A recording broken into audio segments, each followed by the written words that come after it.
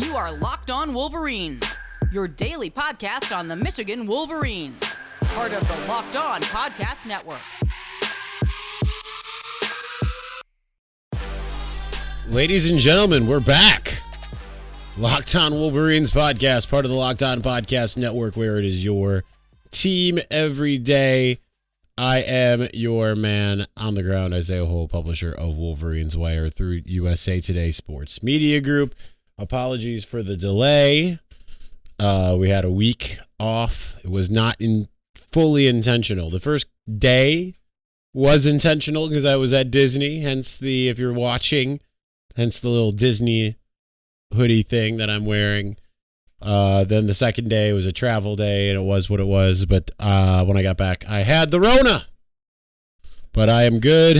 As you know, if you've been paying attention to what's been going on over on this end, it's I've been coughing a lot as it was, and it just got worse, and now it's better. So, not saying we are fully without expectorancy, however you want to say it, but nonetheless, we are a little bit calmer now.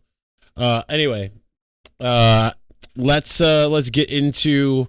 I know a week delayed. Let's get into my thoughts on the game. Let's get into the stuff about the Jim Harbaugh rumors and everything. It kind of seems like there might be this very well could be over by the time that that this posts. Maybe that's the hope. That's the goal. But we'll get something out of this. And then eventually we'll transition into basketball, but they're on hiatus anyway. So it doesn't matter exactly that much. But anyway.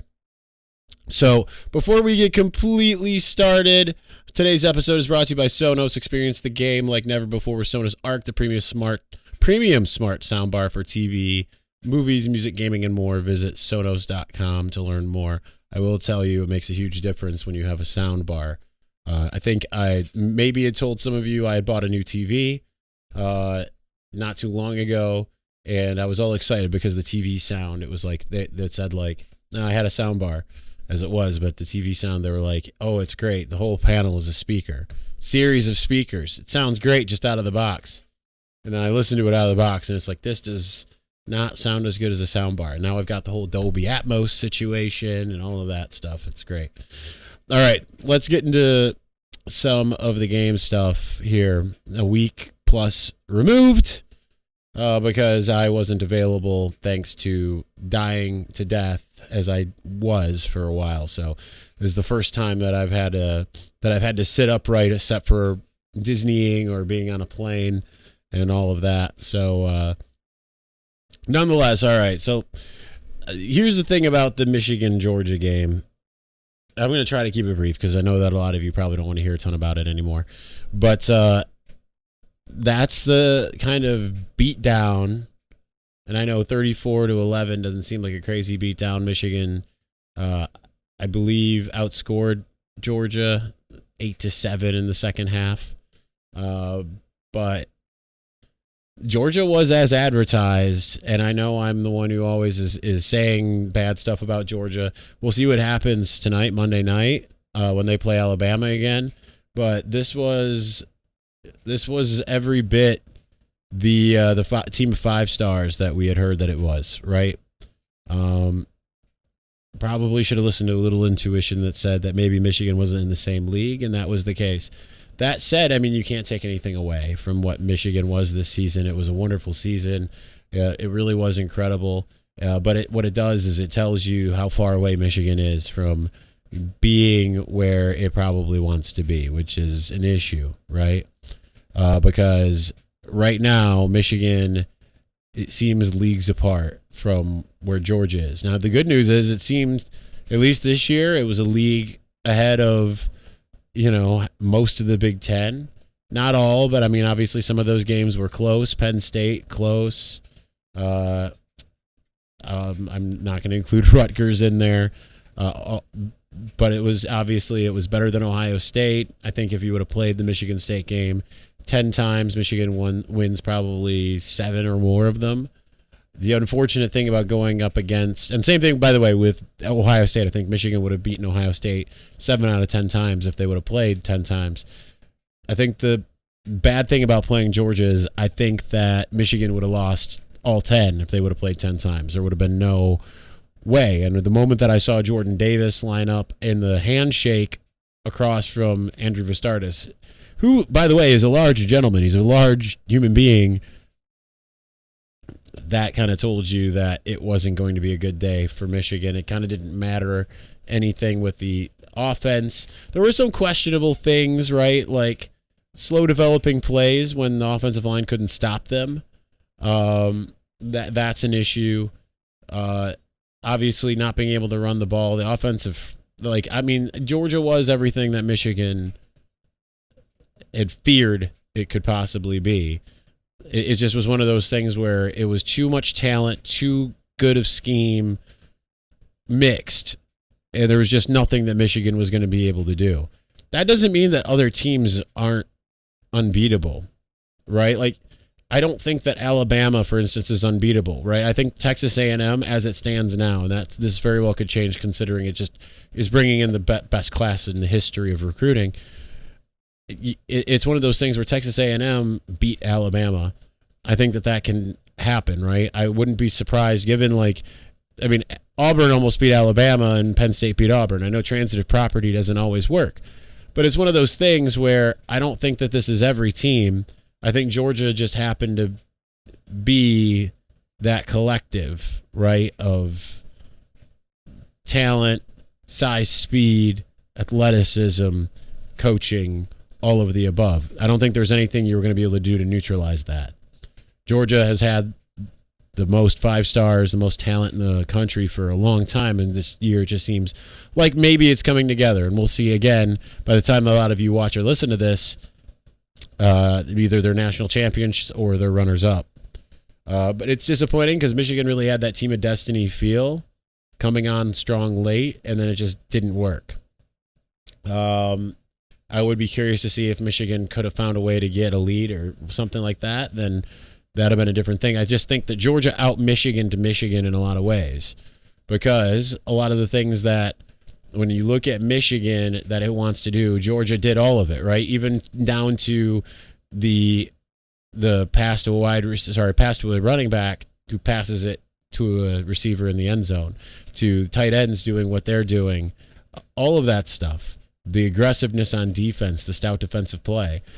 But I think the good news is it gives Michigan something to aspire to, and now you know what it needs to be. Now the question is, can it get there? So let's continue that conversation momentarily. Actually, don't need to look at anything here because I can just tell you all about Built Bar. Now, here's the thing about Built Bar. If you don't know about it, I love it. It's a protein bar that tastes like a candy bar. I haven't had one in a couple weeks now because I've been out of town. But I eat them up daily. I have bought dozens of boxes. It is high protein, low calorie, low carb. I love peanut butter brownie, coconut brownie chunk. I have the eggnog ones, which are phenomenal. Almost every flavor that I've had is better than the last. So it's incredible. I put my money where my mouth is. Like I said, I've bought dozens of boxes. Bought dozens of boxes. So go to built.com. Use the promo code LOCKED15. That's built.com, promo code LOCKED15 to get 15% off of your next order of Built Bar.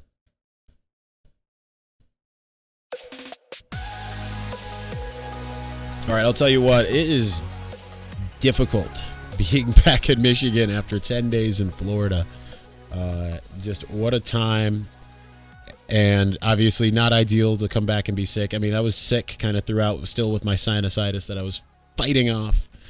But I also overdosed on cough medicine on the night before the game. That was fun. We did the live podcast, and I bought some Cepacol, and that's got benzocaine in it. You're supposed to have 12 in a 24-hour period max. I had it in a 3 or 4 hour period. So I was wondering, as I was out at night, I'm at the media party, then I'm out with friends, and I'm like, I don't feel so good. Well, why is that? Oh, yeah. That was smart. But it was a magical time, aside from the game, but I mean, still, it was great to be there. It's great that Michigan got there. I think the big thing is if Michigan can keep everything alive as far as the coaching consistency. At this point, you're losing one coach in Sean Nua.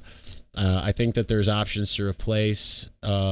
Certainly, my choice would be go internal and promote Ryan Osborne. Certainly seems like that would probably be a very popular move. But we'll see if that ends up being the place that Michigan's going. And then if you can keep the rest of the staff intact, I think a lot of what happened this year for Michigan is in large part due to the staff, right? The players say like the resurgence from the staff was a big thing, and then player-led. And yeah, you're going to lose some of those guys. You're going to lose Aiden Hutchinson. You're going to lose Brad Hawkins. But you keep Cade McNamara. I think J.J. McCarthy, even as a second-year player, might be the type of guy that could be that type of leader. Really, honestly, that trio of young players, Andrell and Donovan Edwards rounding that out, those could be some guys that have those leadership capabilities. Offensively, I don't think that they're short on that. Blake Corum certainly could be a leader. Obviously, Ronnie Bell, already a team captain. He'll be back, and he'll be a leader. I think the question ends up being is who on the defense, because my pick would have been Chris Hinton, and he's departing early for the NFL. So it's a question of that. And then there's obviously going to be retooling both in the middle of the line. Who's going to be that next defensive tackle, assuming that Mozzie Smith ends up staying. You have that, and then you've got to figure out your secondary because now you're losing 3 or 4 guys. DJ Turner returning, and then is it going to be one of these great new freshmen as the other corner now that Vincent Gray is declared for the draft, or is it going to be someone that's already on the roster? You've lost both your corners from the 2020 class, and you didn't really, if memory serves, you didn't really bring in anyone incredible that's like play right away type in 2021. So you're really relying heavily on 2022.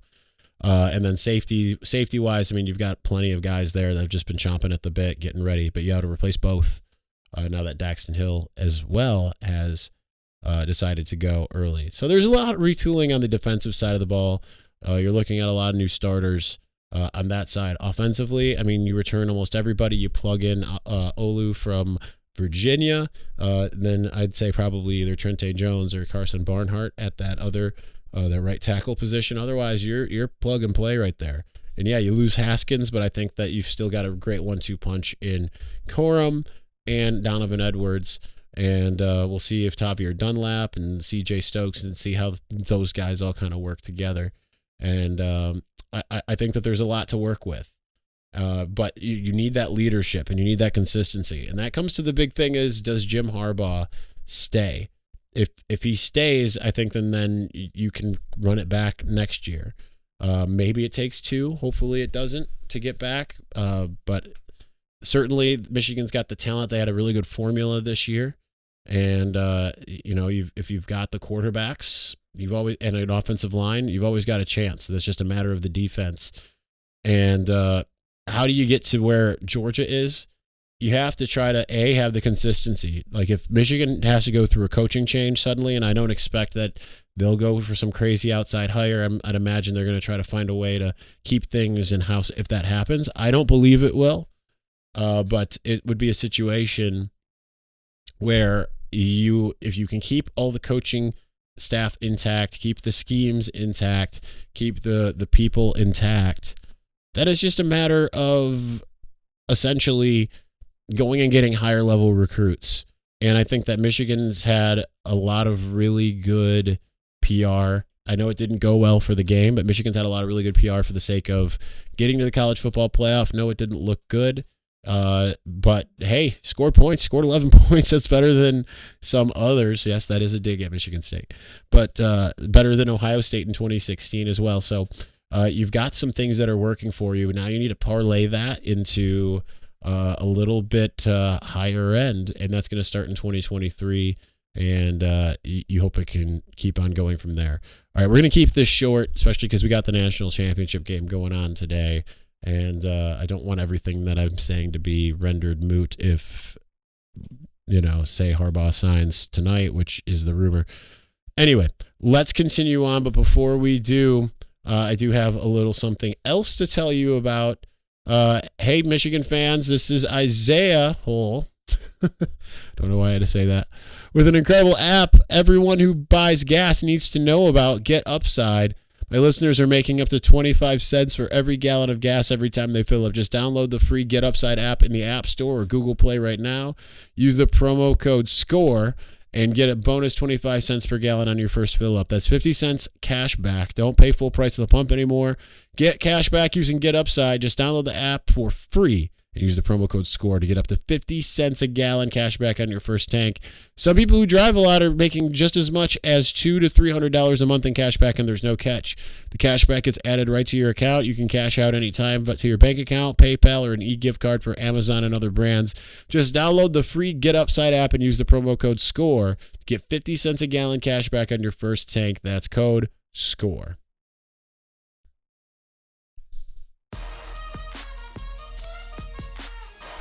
All right, we're keeping this short and sweet for my first one back because I'm not used to talking for 20 minutes anymore. It's been a week of not talking at all, not opening my mouth. I'm sure yeah. Anyway. So yeah, that's the big thing. Again, I say that's the big thing, but the big thing is that consistency. So how do you get to where Georgia is? I think that you're not necessarily super far away, even though it feels like it. Obviously, you've just got to build on what you've already got. You have to have dominant lines, and that's clearly what Michigan wants to do. And they've certainly got some players. You look at like a Rayshon Benny, they got George Rooks, they got like Iwana in the last class. You need to build on those things. You have to be able to go out and win recruiting battles to get a Walter Nolan type. You need to get some game breakers on the interior. Even when you have an Aiden Hutchinson and David Ajabo on the edge, you need some guys in the middle. You need your Mo Hurst again, right? You need those types of guys. Defensively, Michigan's been sending some of these guys into the first round for a while. Some of them have been doing really well in the NFL. You can't tell me that it's that much of a difference, right? And especially when you look at some of the guys that have been out there being able to do a lot of really good things, like a Khalil Mack. He came from Buffalo. Some of these freak athletes aren't necessarily your 5 stars, but you've got to find a way to get the size, speed differential. You have to have both. And Michigan is getting there, and clearly the physical aspect, being able to out-physical somebody up front, Michigan was able to do that in the Big Ten, which is impressive enough. Now the question is how can you get there to do it against a Georgia? And then I think the next other step is to continue to build out the offense, because, right, the offense was really vanilla to begin the season.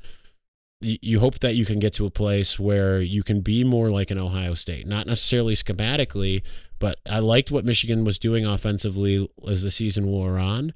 Now it's just a matter of building that out so it is something that just kind of runs, what doesn't rely necessarily on having the best quarterback in the world, though you need that, I think, in order to be able to win a championship. Yeah, but I don't think necessarily, like you look at Ohio State, they've been plug and play with quarterbacks for a while. And then when they get to the NFL, not so good. But still, you need to be able to have a college quarterback that is really good. I think you have those in Cade and JJ, and you hope you can build on that by getting a Dante Moore in 2023. See what you can do with some different types of talent, like an Alex Orji. See what you've got working on kind of those fronts. So I think that if you can get those things working, get the passing game going a lot more, so you're not relying as heavily on your run game.